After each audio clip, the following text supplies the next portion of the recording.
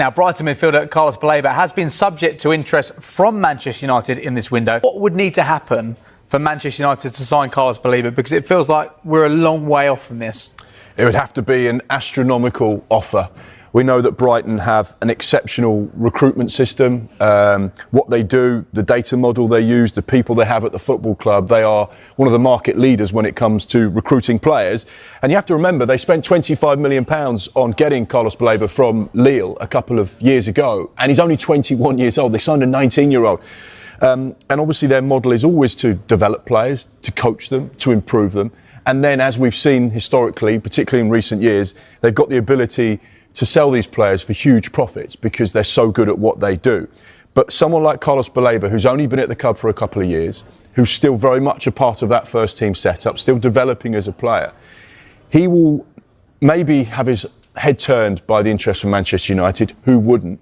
Brighton's plan for the player is very much he will be with us for at least the next season, and Paul Barber said for many, many years to come. Quite interesting there that Fabian Hertzler said, when asked, how confident are you that he'll still be at Brighton? It was very, very, very confident. There was 3 verys in there, which I think gives you an indication as to just how confident he is that he will remain at Brighton this season. No question that if he continues on the upward trajectory that he's currently on, he continues to play in the same way that he has, that these big clubs will start to look at him as someone that could be that pivot in midfield, someone that can be the shield in midfield for the back four and really develop as a player.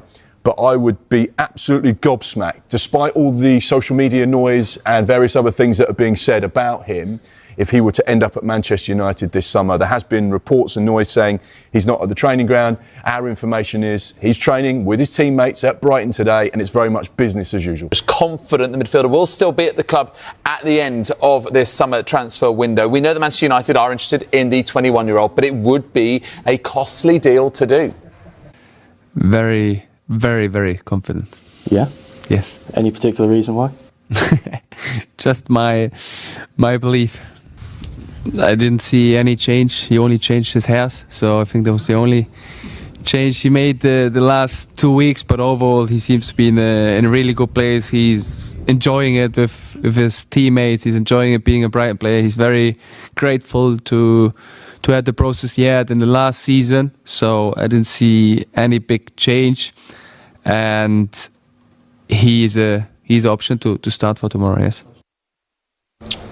His first words there were very, very confident. Why do you think Fabian Hertzler feels so confident? They hold all the cards, Brighton.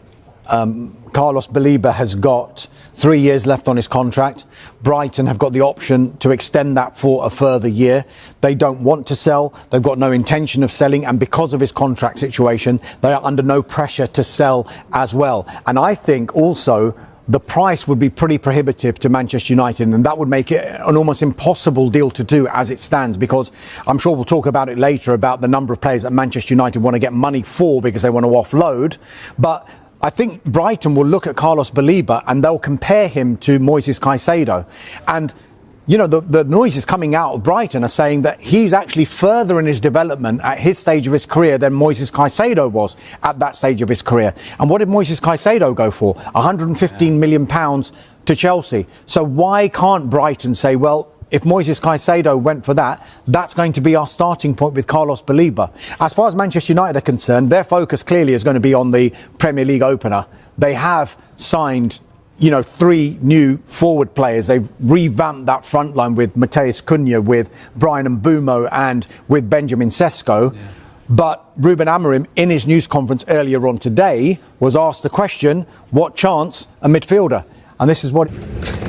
Hi Ruben, just on the midfield situation, do you want a new midfielder to come in, and would you be confident of getting one in? Because it does look like you're quite light in that area. I'm really happy with our players. They are working really well. We have different players for that position, so we are prepared to win any game with our players.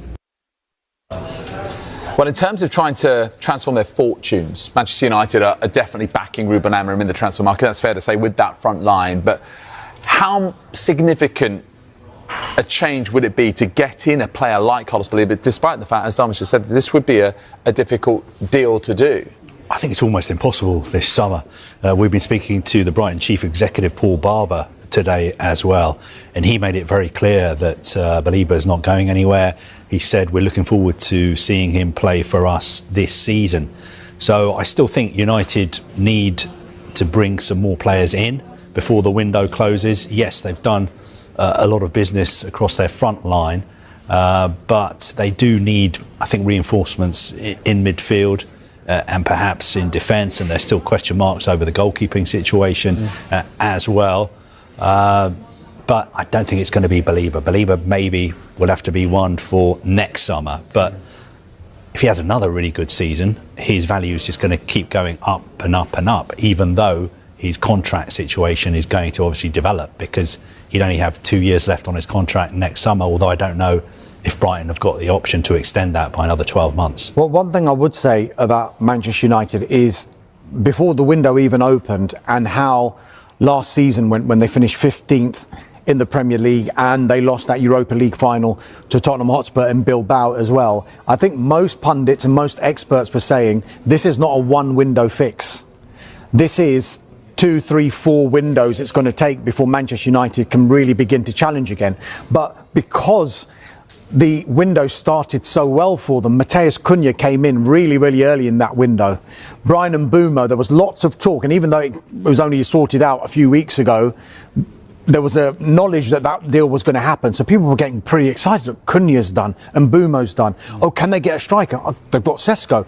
And now they're getting a little bit greedy, for want of a better word. Oh, why don't we just sign the midfielder now? And they're thinking about, oh, we could challenge for top 4 here. Whereas I think if you go back and just take a step back, I think most experts would agree that it's going to take a little bit longer. It looks like Jadon Sancho is closing in on a departure from Manchester United, who are finding it very, very, very difficult to offload players in this window. Yeah, and that's the problem. When you have big players on big contracts with big wages, it means that there are very few exit routes from the club that they're at, particularly when a club like Manchester United says to 4, 5, 6, 7 players, actually, we don't think you're going to be a part of our first team this season, so therefore we'd like you to explore the opportunities for you to move on. That's all well and good, but there are only very few clubs in the world that could actually afford the type of wages that some of these players are on. Marcus Rashford, as we know, gone to Barcelona, still not registered yet because he's on big wages, and that becomes a problem for certain clubs. And that's also the case when you're signing players on loan. We know that Real Betis would love to take Antony, but again, wages and fees likely to be an issue there. So that's not progressing at the moment. Rasmus Højlund's another player. We know that AC Milan are interested in him. The talks continue. He would be open to potentially moving. But there was a £70 million investment in him. Manchester United want to try and recoup back as much as they possibly can. And of course, the noise about Garnacho will continue. We know there's interest there from Chelsea. He wants to remain in the Premier League, but as of yet, no formal offer from Chelsea to Manchester United.